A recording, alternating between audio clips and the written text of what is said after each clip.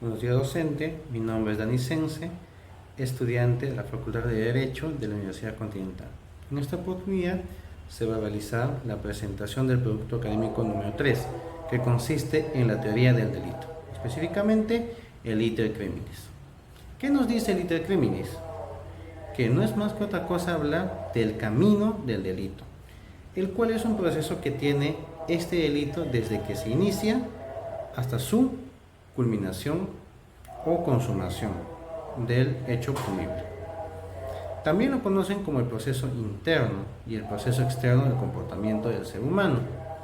Y este camino del delito o iter criminis generalmente presenta consecuencias jurídicas penales, ya sea por lesionar o poner en peligro bienes jurídicos tutelados, como por ejemplo un patrimonio, recursos económicos o inclusive hasta la vida misma de la persona.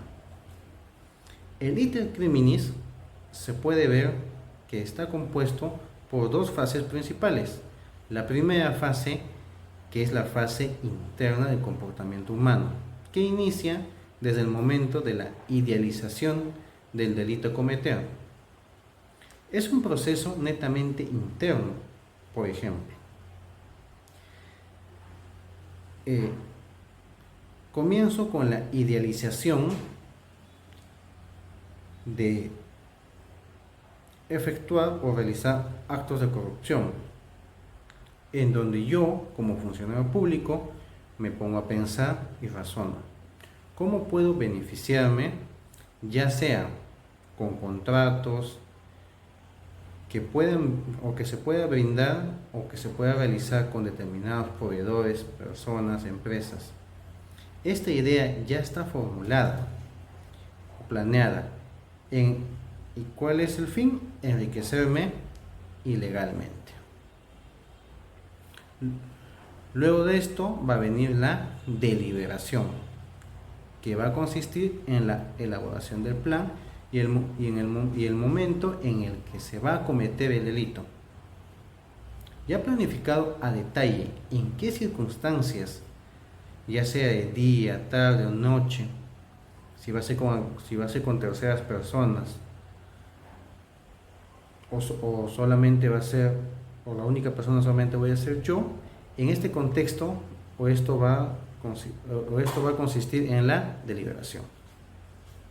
Y como tercer punto de esta fase interna es la decisión que uno toma, es decir, cuando ya está decidido en poner en práctica o ejecución, en cometer este acto delictivo. Por ejemplo, yo ya estaría decidido, ya tengo los medios logísticos para poder cometer el delito. Pero sobre todo, en este tema, o en estas tres etapas o momentos que acabamos de mencionar, estos delitos son irrelevantes para el derecho penal. ¿Y por qué son irrelevantes? Porque no son punibles, o sea, no nos van a condenar por tener una idea. Es decir, ya esta idea solamente está en nosotros, en nuestro pensamiento. Nosotros podemos cometer muchas cosas en nuestro pensamiento, en la idealización, pero esto no es punible. Ahora, vamos a dirigirnos a la fase externa. En la fase externa vamos a poder hablar de delitos, por ejemplo.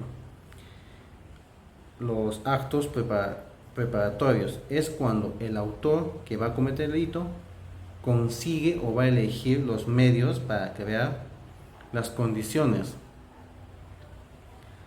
a la que se va a cometer el delito. Por ejemplo, si hablamos del mismo ejemplo de actos de corrupción, vamos a ver en qué circunstancias se va a cometer este delito,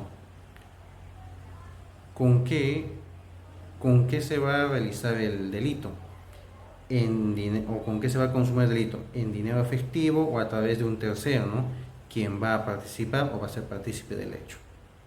El segundo concepto de esta fase externa es el acto de ejecución, o más conocido como la tentativa. La tentativa es poner en práctica de todo lo que hemos tenido en la fase interna, de todo lo que es la idealización. en los actos preparatorios, cuando por ejemplo, ¿cuándo va a existir una tentativa? Básicamente en delitos dolosos, pero ¿qué va a pasar con los delitos culposos? Por ejemplo, en los delitos culposos no puede existir tentativa, porque eso no ha sido planeado, es algo fortuito. Y si hablamos,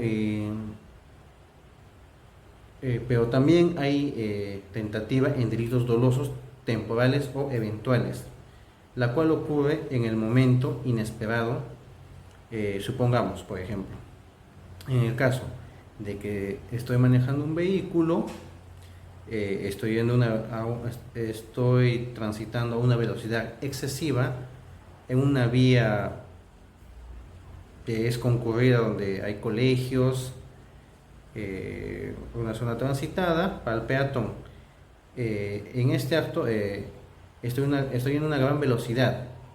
Aparte tengo un acompañante, quien se encuentra como mi copiloto, el mismo que me indica que si sigo transitando a esa velocidad, podríamos colisionar o podríamos tener un accidente de tránsito. Entonces, la tentativa, ¿dónde está?